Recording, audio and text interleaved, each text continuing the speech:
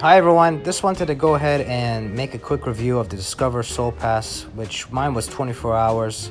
You can be able to purchase your pass and obtain it at the airport, which I did, or you can have it mailed to your location in Seoul. Now, I did mine at the airport because I just wanted to grab it and not have a headache or worry. Recommend getting this at least a few days beforehand, but you can be able to do it the same day as well if you like. Now, there are a variety of different attractions. As you can see, there's a Running Man, which is a show there. I went to Seoul City tour bus I did. There's so many different activities, and one recommendation I have is to find out which ones you would really want to go to. And that's what I did. I researched each one of those, read the reviews, found out which were good, which ones were bad, in terms of like allocating times towards it. And so just find out what makes you, which ones you really want to go see. And then look at the map, like here. I mean, the app has a map of each of these attractions, where they're located. So you can see, okay, well, this is located next to this, and this. And then I can be able to get there by the subway. As you can see here, you can be able to go on the different subway lines. And then, get to whatever attraction you want to get to. Now, that's a highly recommended suggestion, because the thing is this, everything's so spread out when it comes down to some items I really wanted to see. And when allocating the time towards it, I'm like, well, it's going to take 30 minutes to an hour to, let's say, go to Elon Cruise or different type of places in the city. And you really want to be able to allocate which ones you want to go to, which ones are close to each other, and which ones seem to have a nice allocation of your time. So keep that in mind. This is a great app to use. Highly recommend downloading it on your phone before going. Keep in mind as well that in Seoul, using Google Maps is a big no-no. And I did not know that before going there. Google Maps, a variety of different apps from the US are not allowed. So you want to be able to make sure that you find out which maps you can be able to download. Now, I just went ahead and did a quick Google search, and I downloaded the specific map apps I could be able to utilize in Korea. So go ahead and do that. And for the passes, you can be able to purchase them anywhere.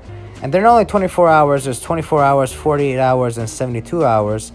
I felt the 24-hour was, more than enough for me, because a lot of the attractions, there are only maybe a handful that I felt like, okay, these are the ones I want to go see. The rest of them, it doesn't really pertain to me, or I don't like it. So this, find out if you really want to do the 72 hours, that's fine too. Just find out if, all these attractions, and allocate the time and getting to those different attractions, right, by using the map. But find out what really makes sense for you. And you can pick up these passes at the airport, which I did, or they can have it delivered to your location. Now, I didn't want things to get lost. I don't want no issues, so I went ahead and purchased it online and paid for it. And then I went in, and there's specific locations at the airport depending on the gate you come into and everything. But I went and picked it up at the airport the same day I flew into Korea, so South Korea.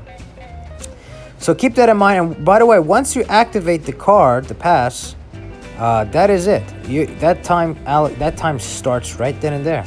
So it's not when you pick up the pass, it's when you allocate it, or I guess when you go to one of those attractions and activate it. So you can buy the pass. You don't have to use it that same day. Maybe the next day or day after you want to be able to use it. Okay, well, whatever time you start. So for example, if you start at 12 p.m., you go see an attraction and you utilize that pass, that's when it starts. So just keep that in mind.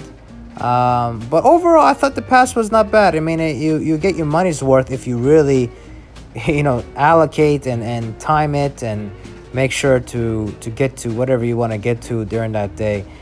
So I got my money's worth out of it. Now, the 48 hours, the 72 hours, I don't know if that's going to be worth it, because even if you look at, let's say, not getting a pass and just going to these different items or these different places, the different places that you go to, they're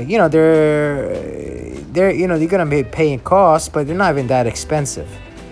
So you have to really make sure that the pass even makes sense for you, because if you go to like one or two places or three places, and you add it up, that's, maybe $10, $20, and the pass is maybe 45, $50 depending on which, 24 hours, 40 hours, or 72-hour pass you get.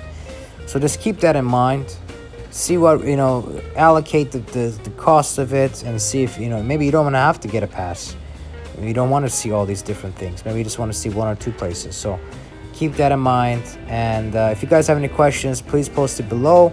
Press the like button for the YouTube algorithm. And if this was helpful, and subscribe for more videos. I've got a variety of different videos on my channel from different places I've traveled to around the world. Thanks.